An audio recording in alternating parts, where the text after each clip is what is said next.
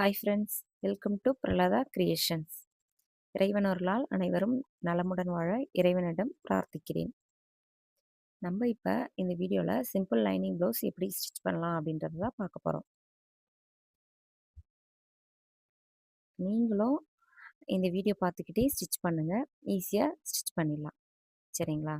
Cutting video ஏற்கனவே நான் போட்டிருக்கேன், அதை பார்த்து கட் பண்ணிக்கோங்க. பிகினர்ஸ்லாம் கட் பண்ணிக்கிட்டு இது போல் ஸ்டிச்சிங் வீடியோவை பார்த்துக்கிட்டு ஸ்டிச் பண்ணவும் செய்யுங்க. அதுபோல் பண்ணிங்கன்னா 1/2 ஹவரில் கட்டிங், 1 ஹவரில் ஸ்டிச்சிங், 1.5 ஹவரில் ஒரு ப்ளவுஸ் நீங்கள் சிம்பிள் லைனிங் ப்ளவுஸ் ரெடி பண்ணிடலாம். சரிங்களா? இந்த ஸ்லீவில் எனக்கு வந்து கிளாத் சின்னதாக இருக்குது அப்படின்றதுனால நான் சைடில் ஜாயின் பண்ணிக்கிறேன். சின்ன சின்னதாக கட் பண்ணி ஜாயிண்ட் கொடுத்துருக்கேன். இது போல் உங்களுக்கு ஸ்லீவில் கிளாத் கம்மியாக இருந்துச்சுன்னா நீங்களும் ஜாயின் பண்ணிக்கோங்க. ஸ்லீவில் கரெக்டாக இருக்குது அப்படின்னா விட்டுருங்க, நீங்கள் ஜாயின் பண்ண தேவையில்லை. சரிங்களா? இப்போது மெயின் கிளாத் மேலே லைனிங் ஸ்லீவ் கட் பண்ணோம் பார்த்தீங்களா, அந்த ஸ்லீவை மெயின் கிளாத் மேலே வச்சு இதுபோல் ஒரு 1/2 இன்ச்சு விட்டு ஸ்டிச் பண்ணி அப்படியே திருப்பி ஓரத்தில் எட்ஜ் தையல் போட்டுக்கோங்க. சரிங்களா? இது போல் எட்ஜில் ஒரு தையல் போட்டிங்கன்னா நமக்கு ஸ்டிப்பாக இருக்கும், அதோட ஃபினிஷிங்கும் நல்லா அழகாக இருக்கும். இது போல் நீங்கள் ஸ்டிச் பண்ணதுக்கப்புறமா லைனிங்கை ஃபுல்லாகவே அட்டாச் பண்ணிவிடுங்க. இதுபோல் கரெக்டாக ஃப்ளாட்டாக வச்சு லைனிங்கை அட்டாச் பண்ணுங்கள். எப்போவுமே லைனிங் வந்து அட்டாச் பண்ணும்போது கொஞ்சம் கேர்ஃபுல்லாக அட்டாச் பண்ணுங்கள். நம்ம லைனிங் வந்து சரியாக அட்டாச் பண்ணலன்னா நம்மளுக்கு மெயின் கிளாத் மேலே ப்ளவுஸில் ஃபுல்லாக லூஸாக அங்கங்கே கொஞ்சம் கொடன்னு தூக்கிக்கிட்டு இருக்கும். சரிங்களா? அது மாதிரி இருந்துச்சுன்னா நம்மளுக்கு பார்க்க ஃபினிஷிங் நல்லா இருக்காது.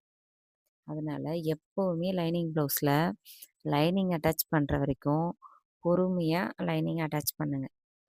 நம்ம கரெக்டாக லைனிங் அட்டாச் பண்ணிட்டனாலுமே நம்மளுக்கு லைனிங் ப்ளவுஸ் உள்ளுக்குள்ளே எதனாச்சும் சின்ன சின்ன மிஸ்டேக் இருந்துச்சுனாலும் நம்ம மேலே போட்டுட்ருக்கும்போது ப்ளவுஸு போட்டிருக்கும்போது பார்க்குறோம் இல்லையா, அப்போ அந்த லூஸ் இருந்துச்சுன்னா மேலே மெயின் கிளாத்தில் லூஸ் இருந்துச்சுன்னா நமக்கு அது வந்து பார்க்கும்போதே இது ப்ளவுஸ் சரியில்லை அப்படின்ற மாதிரி நம்மளுக்கு தெரியும். நீங்கள் அது உள்ளுக்குள்ளே சின்ன சின்ன தப்பு இருந்தாலும் கூட அதையும் நீங்கள் சரி பண்ணாலும் பண்ணலைனாலும் இதை சரி பண்ணி தைச்சிட்டிங்கனாலுமே பார்க்குறவங்களுக்கு நல்லா இருக்கே அப்படின்னு சொல்லிட்டு சொல்லுவாங்க. நீங்கள் ஒரு முறை நான் சொல்கிற மாதிரியே ஸ்டிச் பண்ணி பாருங்கள். அது உங்களுக்கு உங்களோட கஸ்டமர் என்ன சொல்கிறாங்க, இல்லை நீங்கள் ஸ்டிச் பண்ணி போட்டு பாருங்கள், உங்களுக்கு அது எப்படி இருக்குது அப்படின்னு சொல்லிட்டு எனக்கு கமெண்ட் பண்ணுங்கள். இப்போது ஸ்லீவ் முடிஞ்சதும் ஃப்ரண்ட்டு பீஸே எடுத்துக்கோங்க. நான் எப்பவுமே ஃப்ரண்ட்டில் நெக்கு கரெக்டாக தான் கட் பண்ணியிருந்தேன். கட்டிங் வீடியோவில் சொல்லியிருக்கேன் பாருங்கள். லைனிங்கில் எப்போவுமே நெக்கு கரெக்டாக கட் பண்ணிடுவோம். அதே மெயின் பீஸ்லேயும் நெக்குக்கு மட்டும் நான் கரெக்டாக வச்சு கட் பண்ணிவிடுவேன். அதுபோல் கட் பண்ணோம்னா தான் நமக்கு வந்து ஈஸியாக இருக்கும். எக்ஸஸாக இருந்துச்சுன்னா கிளாத் வந்து மெயின் கிளாத்தில் லைனிங்கை அகட்டி வச்சுருவோம், இல்லை குறுகலாக வச்சுருவோம். அது வந்து சில சில பிரச்சனைகள் வரதான் செய்யும் ப்ளவுஸில். ஆனால் இது போல் நீங்கள் கரெக்டாக வச்சு நெக்குக்கு அங்கே 2.5 இன்ச்சு வச்சு கட் பண்ணுறோமா லைனிங்கில், அதே சேம் தான் இதுலேயும் வரும். அப்படியே அடித்து அப்படி திருப்பும்போது நம்ம கரெக்டாக ஈவனாக ரெண்டும் சேமாக வச்சு அடித்து திருப்பிட்டோம்னா எந்த மிஸ்டேக்குமே வராது. நீங்கள் இது போல் ஒரு முறை ட்ரை பண்ணி பாருங்கள். இது போல் நீங்கள் கட் பண்ணி ஸ்டிச் பண்ணி பார்த்துட்டு அது எப்படி இருந்துச்சுனோ எனக்கு கமெண்ட் பண்ணுங்கள். உங்களுக்கு சின்ன சின்ன மிஸ்டேக் வந்தாலும் சொல்லுங்கள், அந்த மிஸ்டேக்கை எப்படி சரி பண்ணலாம் அப்படின்னும் நான் சொல்கிறேன். சரிங்களா? 1/4 இன்ச் அளவில் லைனிங் அட்டாச் பண்ணி திருப்பிட்டு நெக்லேயும் எட்ஜ் தையல் போடணும். எட்ஜ் தையல் போட்டு முடிச்சதும் லைனிங்கை ஃப்ளாட்டாக நல்லா தட்டி தடவி கொடுத்து இது போல் நீங்கள் லைனிங்கை அட்டாச் பண்ணணும். இது போல் லைனிங் அட்டாச் பண்ணோம்னா தான் ஃப்ளாட்டாக ப்ளவுஸ் பார்க்க பர்ஃபெக்டாக அழகாக இருக்கும். சரிங்களா? லைனிங் அட்டாச் பண்ணும்போது மட்டும் நீங்கள் கூடுதலாக கவனத்தை செலுத்துனீங்கன்னா ப்ளவுஸ் பர்ஃபெக்டாக வரும். சரிங்களா? ஏன்னா நம்ம லைனிங் அட்டாச் பண்ணுறதுல தான் ப்ளவுஸோட அழகே இருக்குது. அதுக்காக தான் நான் மறுபடியும் உங்ககிட்ட இந்த விஷயத்த சொல்கிறேன். அவ்வளோதான். இது போல் நீங்கள் லைனிங் அட்டாச் பண்ணிவிட்டு சைடில் எக்ஸஸாக இருக்கிற கிளாத்தெல்லாம் கட் பண்ணி எடுத்துகிட்டு டாட் பாருங்கள். ஷோல்டருக்கு சென்டரில் உங்களோட ஷேப் என்ன அளவோ இல்லை ப்ளவுஸில் என்ன அளவு இருக்கோ அதே அளவில் நீங்கள் ஷோல்டருக்கு சென்டரில் கீழே டாட் பிடிக்கணும். சென்டர் பாகத்துலேயும் கொக்கி பீஸ் ஐ பீஸ் வரும் பார்த்தீங்களா, அங்கேயும் நீங்கள் சென்டராக டாட் பிடிச்சிக்கிட்டோம். அது ரெண்டுத்துக்கும் கீழ் டாட்டுக்கும் சைட் டாட்டுக்கும் சென்ட்ரு பாகத்தில் நம்மளோட ஆம் ஹோல் டாட் வர மாதிரி பிடிக்கணும். சரிங்களா? அந்த கிளாத்தில் பிடிச்சிட்டேன். இந்த ஃப்ரண்ட்டில் பாருங்கள். இது போல் 2 டாட்டுக்கும் சென்ட்ரு கொடுத்துட்டு இது போல் நீங்கள் டாட் பிடிச்சிக்கணும். ஓகேவா? டாட் பிடிக்கிறதுலாம் ரொம்ப பெரிய விஷயமே இல்லைங்க. ஆனால் நிறைய பேருக்கு சொதப்பல் இந்த டாட் பிடிக்கிறதுல தான் வரும். நீங்கள் இது போல் ட்ரை பண்ணி பாருங்கள். உங்களுக்கு ஈஸியாக தான் வரும். ஒரு 4 ப்ளவுஸ் 5 ப்ளவுஸ் தைக்கும்போது கஷ்டமாக தான் இருக்கும். அதுக்கப்புறம் உங்களுக்கு பழகிடும். சரிங்களா? டாட் பிடிச்சதுக்கப்புறமா லைனிங் பீஸ் இது போல் பட்டி அட்டாச்சிங்க்கு கட் பண்ணி வச்ச லைனிங் பீஸும் மெயின் பீஸையும் நான் இது போல் தான் அட்டாச் பண்ணுவேன்.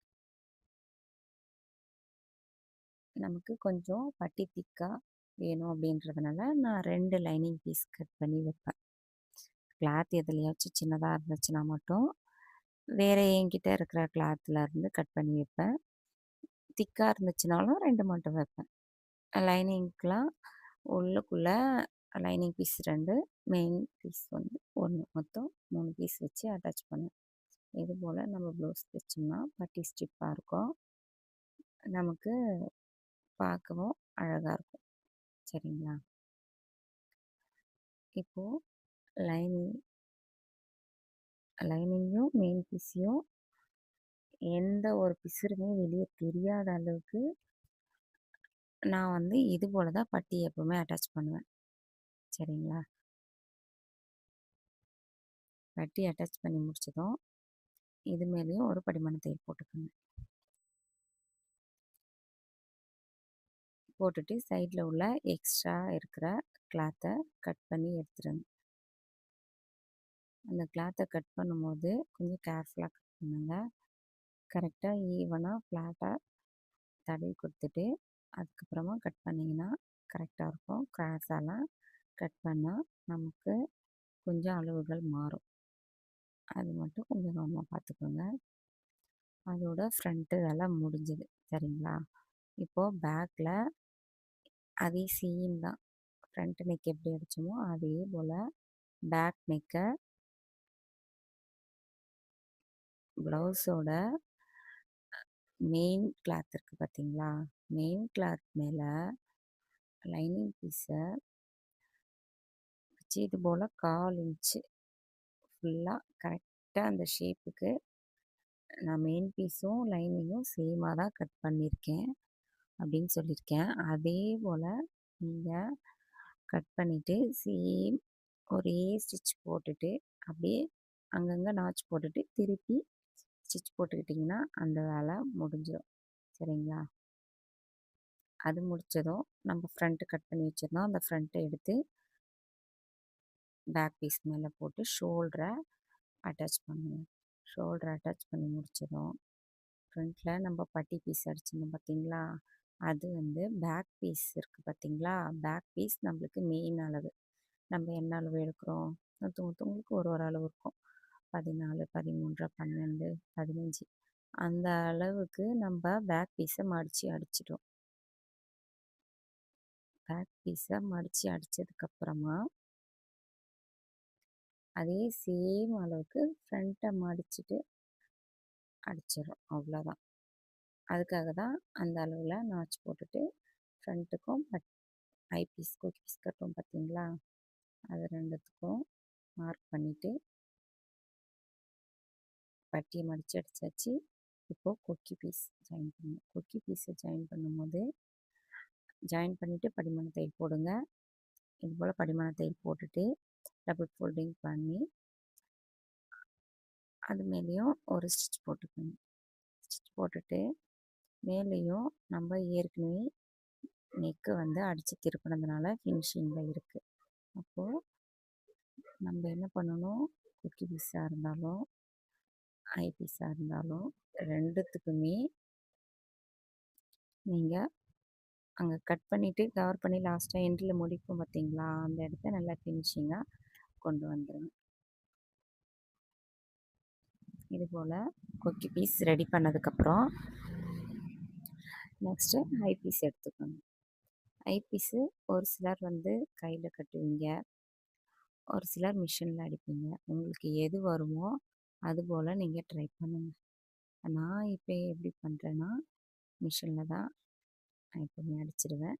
யார் எந்த கஸ்டமர் கேட்குறாங்க, எனக்கு கையில் கட்டித்தாங்க ஐபீஸ் அப்படின்னு சொல்லிட்டு கேட்குறாங்களோ அவங்களுக்கு மட்டும்தான் நான் கையில் கட்டி கொடுப்பேன்.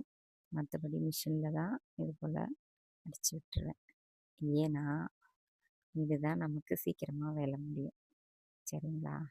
அதனால் ஆனால் கேட்குறாங்களா, எந்த கஸ்டமர் கேட்குறாங்களோ அவங்க என்ன கேட்குறாங்களோ அது போல் நான் செய்து கொடுத்துருவேன். சரிங்களா? இது போல் நம்ம அடிச்சுட்டு அதையும் நல்லா ஃபினிஷிங்காக மடித்து என்கிட்ட முடிச்சிடுங்க. இது முடிஞ்சிடும். இது எல்லாம் முடிஞ்ச பிறகு ஒரு பெரிய ப்ராசஸ் இருக்குது. அது என்ன ப்ராசஸ்? ஸ்லீவ் அட்டாச் பண்ணுறது. ஸ்லீவ் அட்டாச் பண்ணுறதுல தான் நிறைய பேர் மிஸ்டேக் பண்ணுவாங்க. எப்போவுமே ஸ்லீவ் கட் பண்ணும்போது சென்டர் நம்ம நாச் போட்டு அளவுபடுத்தி வச்சுருக்கோம். அந்த சென்டரை ஷோல்டரில் கிட்ட கரெக்டாக வச்சு நம்ம எந்த இடத்து வரைக்கும் வருதோ கரெக்டாக நீங்கள் அது வரைக்கும் அளவுபடுத்தி எடுத்துகிட்டு போங்க. கொஞ்சம் கொஞ்சமாக பிடிச்சி எடுத்துகிட்டு போயிட்டு அங்கேருந்து நீங்கள் ஸ்டிச் பண்ணிக்கிட்டு வாங்க. அதுபோல் ஸ்டிச் பண்ணலாம். இல்லை சென்டர்லேருந்து பாதி ஃபஸ்ட்டு ஸ்டிச் பண்ணிவிட்டு அதுக்கப்புறம் சென்டர்லேருந்து அந்த பக்கம் பாதி ஸ்டிச் பண்ணலாம். அது போலேயும் பண்ணலாம். நீங்கள் இதில் மட்டும் மிஸ்டேக் பண்ணாதீங்க. ஏன்னா கொஞ்சம் ஒரு 1/2 இன்ச்சு நகர்ந்து போயிடுச்சுனாலும் நம்மளுக்கு அவங்க கஸ்டமர் கை இப்படி போடும்போதே முறுக்கிக்கிட்டு இருக்கும். அது வந்து சரியாக ஆம்போல் உட்காராது, இல்லை ஷோல்ட்ரு வந்து லூஸ் ஆகும். நிறைய பிரச்சனைகள் வரும் ப்ளவுஸில். ஸ்லீவ் மட்டும் கரெக்டாக வைக்க பாருங்கள். எப்போதுமே பொறுமையாகவும் வைங்க. ஏன்னா ஸ்லீவ் அழகாக வச்சிட்டிங்கன்னா உங்களுக்கு சைடில் நம்ம ஸ்டிச் பண்ணுவோம் பார்த்தீங்களா? அந்த ஸ்டிச் பண்ணுற தையலும் கரெக்டாக வந்து நம்மளுக்கு உட்காரும். அப்படி இல்லைன்னா அதில் வேறு ஒரு பிரச்சனையும் வரும். பேக்கில் என்ன ஆகும்னா நம்மளுக்கு ஃபுல்லாக நீங்கள் ஸ்டிச் பண்ணும்போது நம்மளுக்கு ஸ்ட்ரெயிட் லைன் வராது. ஸ்ட்ரெயிட் லைன் வராமல் ஆம்போலாண்ட நல்லா நெகிழ்ந்து இருக்கும்.